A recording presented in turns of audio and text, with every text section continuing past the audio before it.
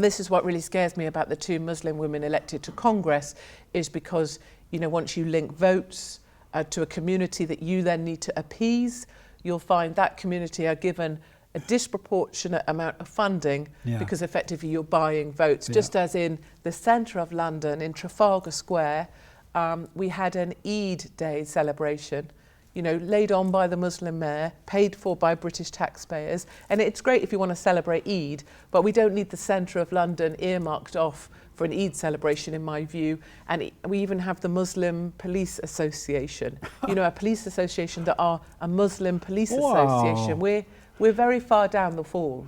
What is Eid?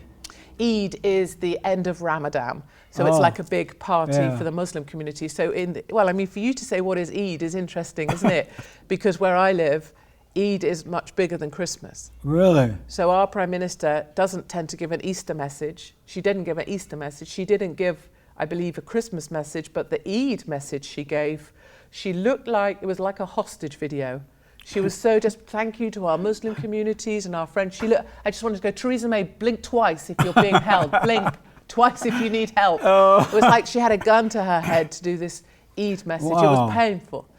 But that's the feeling. And that's the feeling for, you know, the really sad thing, away from all the kind of, you know, political point scoring and all the kind of I'll fight back stuff, is I get emails from, you know, 75, 80-year-olds, and sometimes it's the first email they've ever sent, because of course the internet's nonsense to them. Right. And they say, you know, that they maybe even fought in the war or whatever, or they've lived here for all their lives, and that they no longer want to be alive. They're glad their time is nearly up, because they don't want to be here when their country falls. That's amazing. And those are the emails, you know, that could get me any time. I get those emails and it just gives me the shivers now. Because what a terrible thing. Sure is. Yeah, that we have created that someone's even also emailing me to say, there's no hope and I'm glad I'll be gone. Someone comes in and take over your home, and now you're helpless to it, defenseless to it, and you would rather just die. You'd rather die. And, you know, they used to, like, you know, leave their doors open. Yeah. They knew their neighbours. They would help each other out. They knew the man in the shop. They knew the guy in the, you know, the grocery store. Now they know no one, and they're isolated, and they're surrounded by communities they don't even recognise, because of course we have the full burqa, headscarf, just eyeballs. And for an old, it's hard for me, but for an old person, an elderly person, it's very distressing, actually. Do you think it will ever turn around? No. It's gone forever? Yeah, we're gone. And I'm, you know, a positive person, a hopeful person. Right. I will bring hope wherever I can. But I truly believe the UK is gone. And having spent time in South Africa recently with the white farmers there. Oh, that's another horrific story. But the sort of the parallel I wanted to draw is that the white farmers in South Africa, because they're being persecuted, are now actively withdrawing to a defendable space. They are looking for, and they have found territory that they believe they will now withdraw to and create a massive wall to create they talk about a last stand. They say we will shed our blood, we will die in our boots for our land, and they are making and planning and preparing and training to make a last stand. And so they're ahead of us down that awful path. But I see it in the UK now. I see my fellow Brits, fellow Conservative, those who support a Christian culture, they're moving eastwards. So for us, this last stand, this move will be eastwards now. We will push to Eastern Europe. I believe we will leave the UK. My Jewish friends have left the UK. And I think we will make a last stand in Eastern Europe where we will defend the Christian culture. It's a very perverse situation. For those who don't know, in South Africa, the government is black now, and they are taking land from the whites there without compensation. They're killing them. It's just a real mess, and so that's what we're talking about here. A lot of people are not familiar with that. No, I agree. And actually, some people call it a neo-Nazi conspiracy theory. And that, I spent 3.5 weeks in South Africa traveling to meet the victims of the attacks on white farmers, to meet survivors, to meet white farmers in South Africa who are actively under attack. And essentially how it works, the ANC, as you say, have now got land expropriation without compensation, Yes. which basically means we're taking back the land, and how that translates on the ground with the EFF, the Economic Freedom Fighters. Oh, yes. Yeah, is that black gangs are coming into the white farmers' homes, and it's not just that they are slaughtered, which they inevitably are. There is a long process, and I don't want to go into too much detail because I think it's upsetting for viewers, but 3, 4 hours, 5 hours of torture, of blow tortures, of hot iron being taken to women, of being strung up with the fence wiring and beaten. And I met those individuals, and I think it's just it's unbelievable to me that the world's media won't cover this because the victims are the wrong colour. They're white. And in a way, apartheid is still as present in South Africa as it ever was, and the only difference is it's changed from black to white. And that doesn't make it okay, and it doesn't make amends for the past, but nor does vengeance, you know, nor does revenge. So I think one day people will speak up about it, but a serving policeman who agreed to meet with me as long as he wasn't identified told me he believes the whites in South Africa have 2 years, and in 2 years there will be no more whites on the land. Why do you think whites are hated? They're the most hated species on this side of heaven around the world. Why is that? Well, I suppose in some ways you could argue that we've acted like arseholes in the past, and that's how, you know, you'd say in South Africa, apartheid, you know, if you bump into and talk to, and I met a lot of black farm workers, you know, and they get hurt just as much alongside the white farmer that they work for, and it's so upsetting. They're the most loyal, most devoted farm workers. But those who live in the settlements, those who are angry, young, angry men who were displaced, they want revenge for apartheid. They want revenge for the past. And I can understand that sense of wanting vengeance. But revenge is never good. No. Never good. It doesn't work out for the ones who are trying to get the revenge. No, and almost it doesn't matter what's happened. Yep. It doesn't matter if they've lost a job, or it doesn't matter if something didn't work out for them. It doesn't matter even if their truck just broke down. Somehow it's always, well, apartheid. It's always apartheid. They do that here, blame everything on slavery. Yeah, so here it's 150 slavery. years ago. Yeah. Slavery. And I understand that it's a dreadful thing in the past, but we have to get beyond apartheid, I think. Yeah, that's right, 100%. To make that cure. But, you know, I think one story that really, or one thing maybe that I can say to help articulate how this isn't just a conspiracy theory. You know, I went to meet Bernard. He is a white farmer, very poor. People say, why don't they leave? Why would they stay? They can't leave because they can't afford to leave. White farmers are incredibly poor. Yeah, I've interviewed some of them on my show. Yes. So, yes. And Bernard came home from church with his family. Black gangs were waiting for him in his garage when he got home. They strung him up with wire. His wife, they bound. His children, they shot at one of the children who lived, but the shot is still in the wall of their house. And then the children watched as Bernard and their mum were beaten. Bernard's father was hacked to death. And I was sitting with Bernard on the doorstep of his house overlooking his farm. And the shot is still in the wall where they tried to shoot his son, who's 11.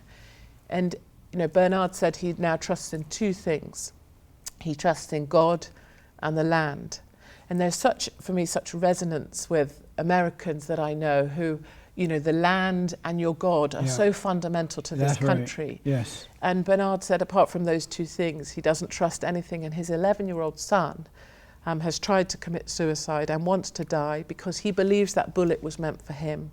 His grandfather died, and he said, maybe if I died, my grandfather would have lived. And so that's really the truth of the genocide of the whites, is the children are the ones that also witness all of this. So amazing. And it's very upsetting, but it's also an important story that we talk about and tell. Yes, absolutely. 2 quick questions about that, then I want to move on to some other things here because time is going by. I noticed that white people tend to, wherever they go, they tend to create and build a free society. They're very creative. They just seem to get it all together like no other race of people I know or seen or heard about. What is it about white people that seem to be unique from all other races? And then they make this horrible mistake of inviting other people to come in who turns out to be their enemies.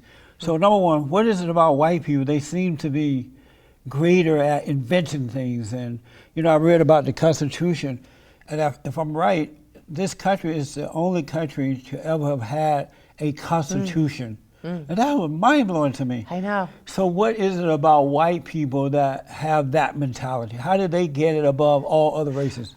Partly I don't know, and I definitely can't speak for white people everywhere. I know that, and I will get sorely reprimanded if I was to endeavour to. But I see the Constitution as well. Yeah. And can you imagine all of those hundreds of years ago, people sitting down and deciding the rules that would then exist for all of these hundreds of years? How does that even happen? Right. These days, we can't even have a video go up on social media and people are bored of it in 20 seconds. How have we got this amazing book that lived on through those years? I just read that the other day, and I'm like, wow, that's I know, amazing. I never knew that. It's one of the things it's when I do talks, you know, and I'm pleading with Americans not to become like the UK. Yes. I would have that Constitution, and I would have it in my children's bedside tables. I would have it on the kitchen table. Yeah. I would have it projected in big letters on the wall of my house.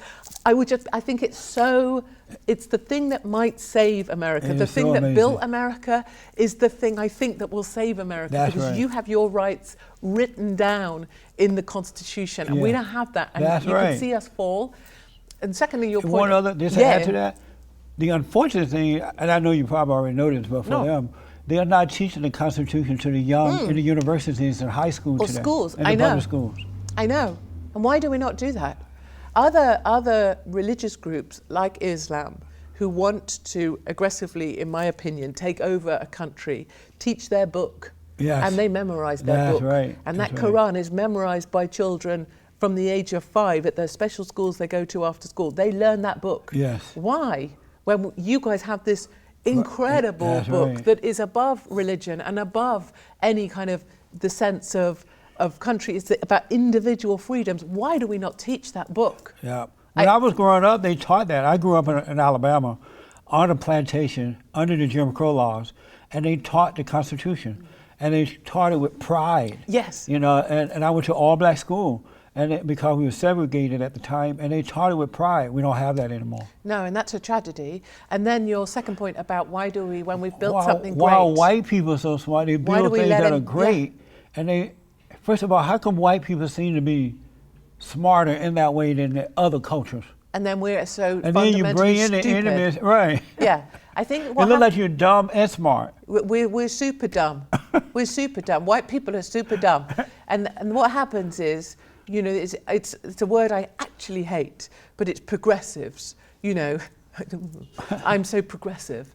I'm so progressive. I'm going to take this, but it's like I'm going to take this mug and smash it because I'm so progressive. And that's what we've done. We take something brilliant that people created because white people like rules. That's my theory on this, they right? really do. We love a rule. Yes. And if you go to Germany, where I've just got back from, they love rules so much that on their subway system, they have ticket machines, but they're not even checked.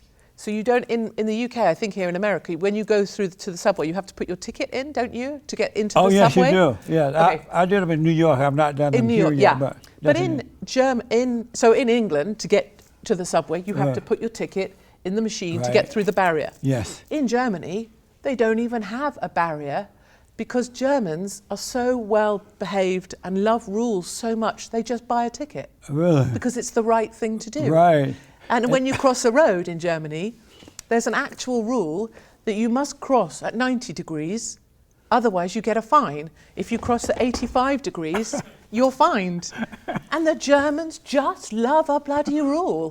And so I think that answers why white people are really good at stuff because we love a rule, but then we really mess stuff up because someone decides the rules should be broken, we're so progressive, let everybody in. And I think that's where Israel's interesting, because Israel has just created new rules that say we are a Jewish state first, and they want to make it a state full of one type of person. Yes. And I think that's an interesting conversation. I'm a big fan of Israel.